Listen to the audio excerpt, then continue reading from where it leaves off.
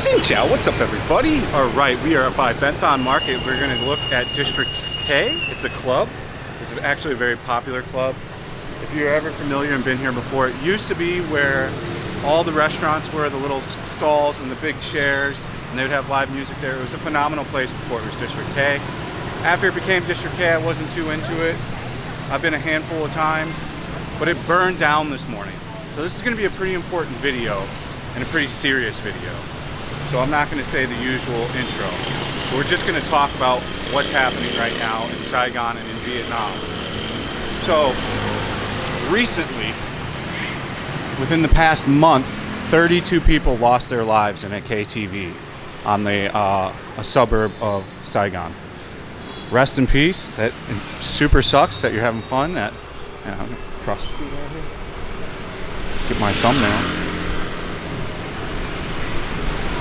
But like, you know, 32 people died at a KTV. I think we got the thumbnail. Thumbnail is always important. So it happened because these KTVs, these clubs, are not setting up a proper fire suppression system. And it's getting to the point where it's getting very dangerous. So, you know, we just had 32 people lost. I don't think it was a worldwide news thing. I think it was pretty much floated around Southeast Asia mainly. It might have been on a couple of main news organizations in America. But ever since then, the government in Saigon has been closing down KTVs that don't have a proper escape. Like the one where the people died, it just needed to have a proper emergency escape. And a lot of people would have probably lived. Many people got burned alive in there because there was just no way to get out. Now, I've never been a frequenter of KTV, nor will I ever be, so for me, that's kind of not that big a deal. But this one's not a good thing. This District K, which a handful of my friends love this place, and they like coming here all the time, and they knew some of the owners, and yada, yada, yada. We're not going to get into that, like, political realm, but this is absolutely despicable, what District K did. And I'm not trying to, like, talk shit, but incredibly dangerous. We're going to talk about it. I'm going to unpack why they have some fault in this, and also why other things have a fault in this. You know, this place is supposedly supposed to have been shut down since May. It failed a fire inspection back in May. Yes, they do have fire inspection here to some level.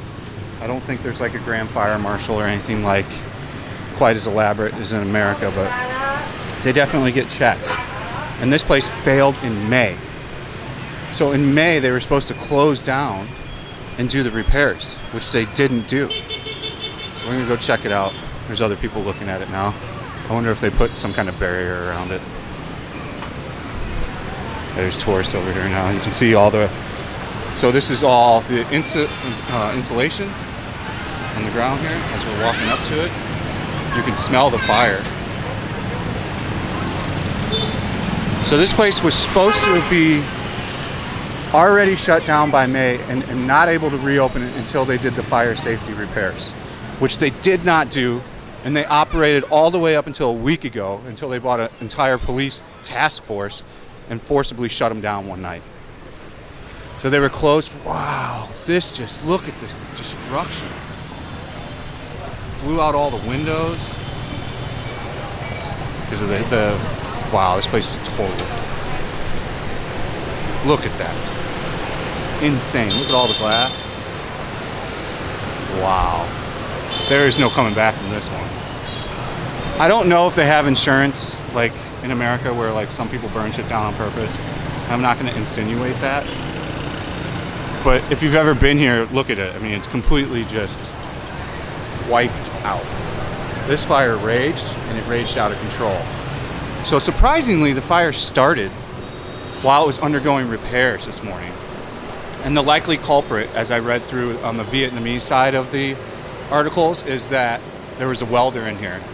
And if you've ever walked around Vietnam, you'll see people welding the incorrect way all over, in flip-flops, all kinds of stuff.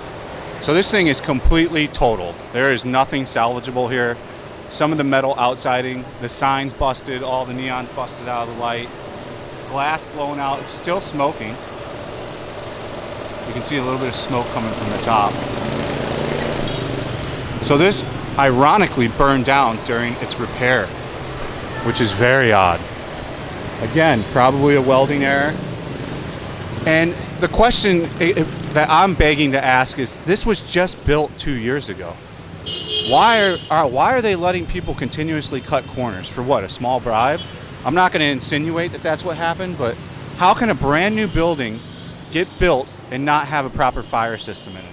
And this was not a cheap club. This was a very well done. I'll clip in the video of this. This guy's like, no more filming, no more filming. What's he gonna do? So like, this was not a very, it should have been done. It should have been done properly. Like, oh yeah, I got it, dude. The security guy's trying to tell me not to film. What are you gonna do? I'm gonna film it. So, they should have put in a proper fire system. They didn't put in a proper fire system, and this is what you get. And I've sat in this place before. I could have possibly been in one of these fires in this District K. It's kind of sad to see that they're allowing this stuff to still happen. But it's good to see that the government's proactively taking a handle on this. This is going to be a two-part video. So I'm going to go over to Japantown and show you that they've shut down a lot of places there, too. They shut down a lot of KTVs. And they shut down a lot of, look at all the fire doors. It goes everywhere. I mean, you can just see glass. You can smell, it's still smoldering. I don't know if the camera will pick it up.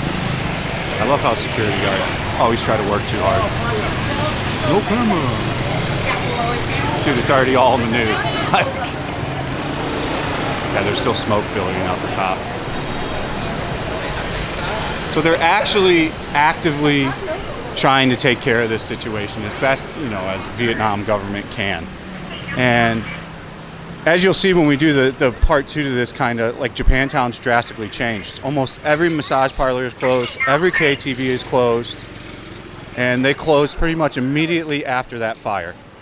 I don't know if it's for something else, but there's no news on it. I can't find anybody with any information on it. You know, I asked my friend that runs a bar right there, and she's like, yeah, I think it's because of the fire situation that happened where the 32 people died. Oh, there's a tourist group. Go, go, tourist rangers. Got off that bus to Japantown Market. Gonna get ripped off. They're gonna try to charge you $500K for a $100K shirt. The craziest shit I've ever seen in here is a dude buying a jersey for like 2.5 million. It started at like 5 million, some ridiculously insane price. And he was gonna pay it. So, what you'll see in the part two, I think I'm just going to do that as a separate video of like Japantown, but it's, you know, that fire could have spread too and burned down a lot more stuff. All because the likely culprit, they haven't said yet, but this is the likely culprit, is a guy was welding in his flip-flops with no fire protection mat down. Like, if you know anything about welding, if you don't have your shit set up right, you can catch a spark, or if you're plasma torching something, like, you can hit a spark, and then if it hits one thing and starts a fire, and if you don't have a fire extinguisher directly next to you, it's too late. That fire is going to spread like wildfire. And that's the likely scenario, since this started early in the morning at like 9 a.m. So most likely there was a worker working in there, welding some shit, and then boom, fire. Do we know that for sure? No, it's pure speculation. Everything I've said in this video is pure speculation. I'm not an expert in this stuff. It's just things that I've seen lately. And I'm definitely not going into any KTVs anytime soon. And I'm not particularly fond about going into a club like that that's enclosed either. You know, I'm going to probably stay away from that. Hopefully, they really take this serious, like the authorities. And like, you'll see when we do the Japan video, every massage place is closed down but like one. You'll be like, what the hell? Totally changed. Totally unexpected. And it happened like 2 days after that big fire. So I think they just went up to every place and was like, look, let me see what your fire system is. Do you have an emergency exit? It makes no sense that none of these buildings have escape routes either, like escape ladders and shit like you see in New York. So I think what's going to happen from this is, at the end of the day, it's going to be a good thing. I think you're going to see a pretty drastic policy change in fire systems in Vietnam. And, you know, you just saw the devastation of District K. District K is gone. There is no way, unless those investors, like, I think it's like 9 dudes that own it. Only way they're coming back from that is if they had insurance on that. You know, if I'm them, I don't even rebuild that. I take the insurance money and go build somewhere else. Again, I have no idea how insurance payout works here. I have no idea how any of that works. I'm not insinuating anyone's done any kind of scamming or anything like that. I'm just providing you with information. So I made this video because a lot of my friends like going to that place too. So you'll be able to see it instead of just reading a small newspaper article. You've now got to see it in the flesh. Had some security guard tell me to stop filming, which is the weirdest thing ever. Seeing as it's in every newspaper with like 4K high def video of it. So these are things you run into as a vlogger all the time in Vietnam. Just like security guards that just make up literally their own rules as they move. Most likely if I was a Vietnamese back there filming, he wouldn't have said a word. It's because I'm a white dude. And they more than likely have some weird thought in their head that they don't want more people to see it. So I mean, you know how these things go. So that's the video, guys. The next thing I'm going to show you is Japantown and how it's completely changed since that fire. A lot of things are closed. The bars are all pretty much open. We'll check. We're going to run through there. We'll see how many times I get yelled at and almost killed, because I do not believe in hidden camera systems. I will not hide a camera. Never will hide a camera. Never will put someone on film who doesn't want to be on film. It's pretty much as simple as that. 2 possible thumbnails. I think the thumbnail is going to be the burnt District K though, to be honest with you. Alright guys, if you found that video useful, smash that like button, hit the subscribe button, leave a comment. Stay frosty. See you on the next one. Peace out.